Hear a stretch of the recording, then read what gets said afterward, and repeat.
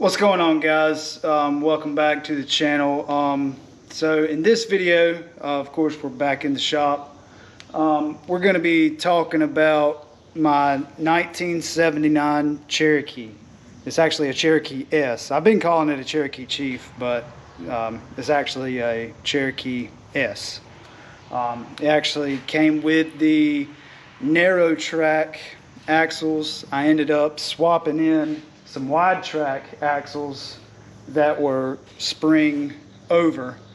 But so yeah, this Cherokee I got for free.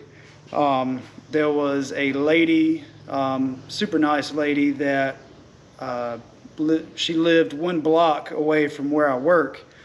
So every time I would ride by, I would see this thing just sitting in her yard. And I'll see if I can post some pictures of how it was the first time I saw it. Of course, it was completely stock.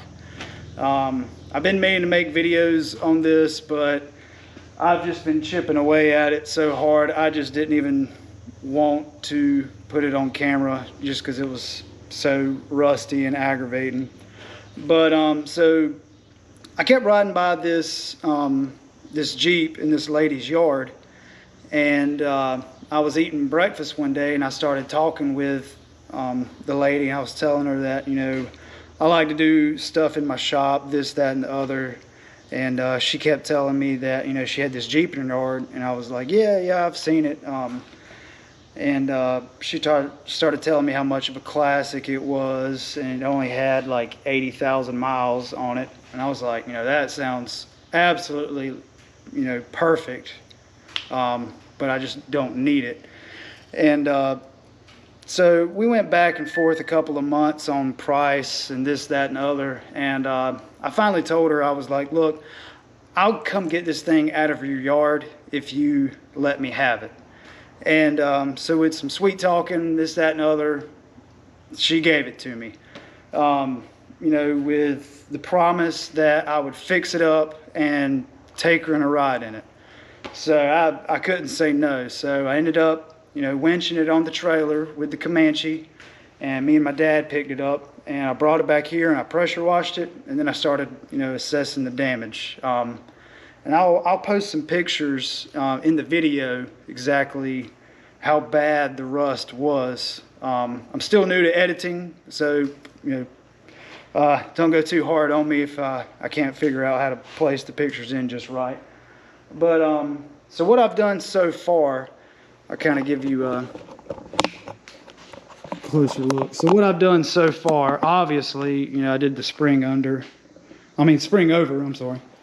Those are factory Cherokee leaf springs from 1979 with a wide track Dana 44 in the front, and 37s that I used to have on the Comanche with 6-lug soft 8s. I've kind of got everything just mocked into place right here, just to kind of show y'all what it's going to look like. I did put in the booby grill, which is my favorite grill. You know, it had the square headlights. I'm going to be putting CJ headlights in it. But, yeah, I've just always loved the circle headlights on these Cherokees. So the full-size Jeep purists is probably not going to like it, but I don't care. They're probably not going to like the AMC Delete either. So I'll start right here. This is a 5.3 out of a 2003 Yukon XL. Unknown miles, so that's kind of a gamble, but I'm going to try it anyway. I am running the Holley Terminator X Max. I've got the 4LE 60. Yeah, I think I said that right. Yeah, the automatic transmission, I always say it backwards, but got the automatic transmission behind it that came out of it, and I'm actually going to be swapping in a 241 out of I believe it was a 95 Chevy, like Z71, but it's got the shifter linkage instead of the bullcrap electronic stuff. But it's got the 27 spline So should bolt right up. Of course, I got to do the slip yoke eliminator. It's on the way. The biggest thing with this Jeep is I've just been waiting for parts, this, that, and other. But so when I got it, of course, all this wasn't, that's dusty. All this wasn't painted. I painted every single thing on this Jeep with the Pour 15. That was not fun.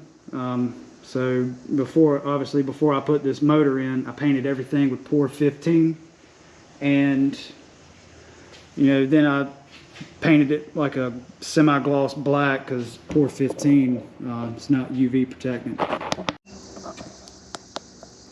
Another cool thing is that with the motor mounts that I'm running, I'll put a link in the description of the ones I got.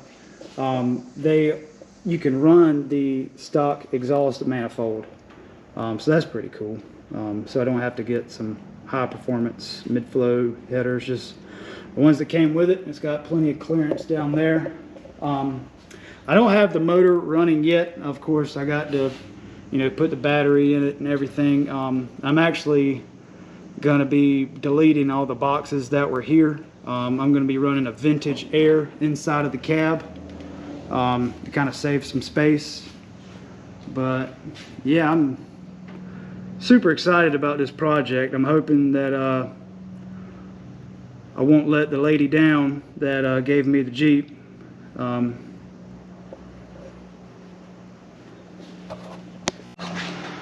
this is what the back of it looks like right here. And I'll show you what I did. I put in a gas tank out of a 97 two-door Blazer. It fit right in between the frame rails, and also the fuel pump is also out of a 97 Blazer.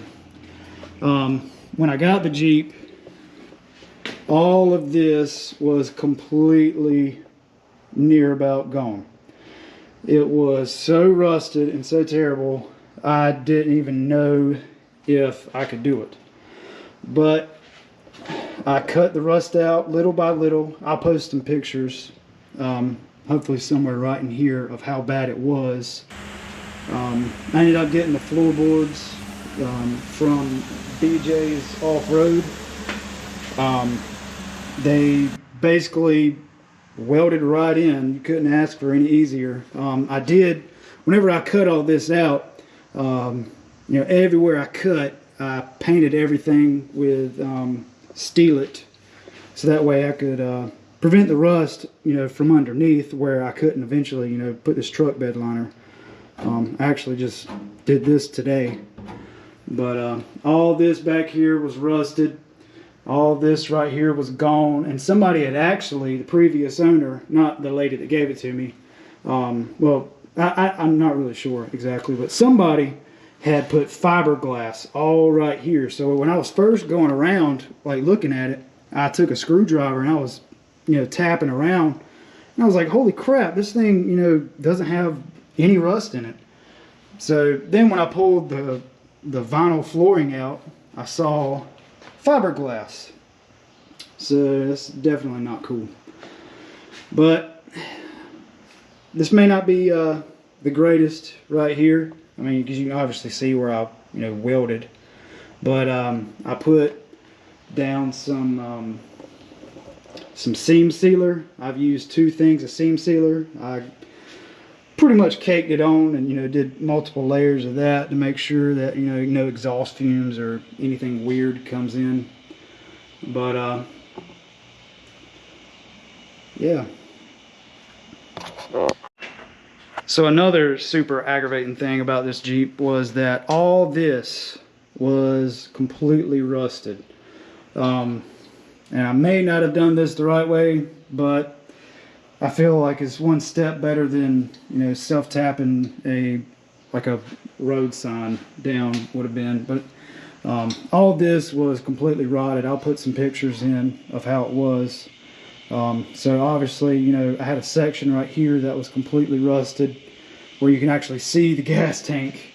And ended up cutting all the way back to here to where I knew there was good metal. And instead of doing like I was supposed to and going to a shop and get them to, you know, put the ribs in, I just beat the piss out of it with a hammer and tack welded it and seam sealed it. And that, like I said, one step above self-tappers and a road sign. So, and I did have to do some patches in here, all up there, all right here. But thankfully, whenever I pulled this up, there was no rust except for in this right here. I couldn't believe it. I just knew I was just going to have to back half this whole thing and just build it all back. But thankfully, like it was like primered paint underneath it. I couldn't believe it. Yeah, that's where I cut the fenders out. Yeah, I got to fix that. But yeah, this is it right here. It is definitely a free Jeep, but I'm excited about it. I'm gonna have my Holley Terminator X Max pulled in right here. I've got a mount right here. It's kind of so that way, you know, when I'm going down the road, if anything starts acting funny, you know, I can pop this down and see, you know, if there's any lights going off or anything like that. I've just got everything poorly ran right now. Don't judge my wiring. I'm also getting a whole new wiring harness from BJ's Off-Road. It's actually a bumper-to-bumper wiring harness, so I'm not going to have to be dealing with wires from 1979. And actually, the kit I got right here, the spring over kit is from BJ's Off-Road also. So shout out to them for a super easy install. I rolled this Jeep in here. You know, I first got the 360 running, and then after I got it running, I decided I really don't feel like working on a stock Jeep anymore. So I just freaked out and, you know, did the spring over. But there's the rear hatch right there. That thing is 1,000 pounds. It feels like. But I'll show you, you know, the direction of where this Jeep's going. Don't mind my messy shop. So I ended up finding a unicorn Dana 60 Kingpin out of a 1979 F250. Cool thing about it, it's the same year as the Jeep, and other cool thing, it'll bolt right up. So right now I'm keeping it on leaf springs just because this is just too damn convenient. You know, it's literally like the same purchase. Like I could have that axle in 10 minutes with the right U-bolts. I am going to have to do, you know, some modifications to steering because this steering right here ain't gonna happen. But I'm gonna end up doing a high steer kit, probably from Barnes. So I'll be getting rid of this front Dana 44. And then I'm gonna have I got a 14 bolt outside of the shop. I'll be getting set up to run in here. But yeah, I know this video's kind of been a lot of talking, but I just kind of want to give you an update. I'm gonna be posting some more videos about it. Like I said, I really wanted to get rid of all the rust before I started, you know, posting a lot of videos. I'm one of those people, I can't stand rust. It drives me absolutely insane. But I believe I've got all the rust gone.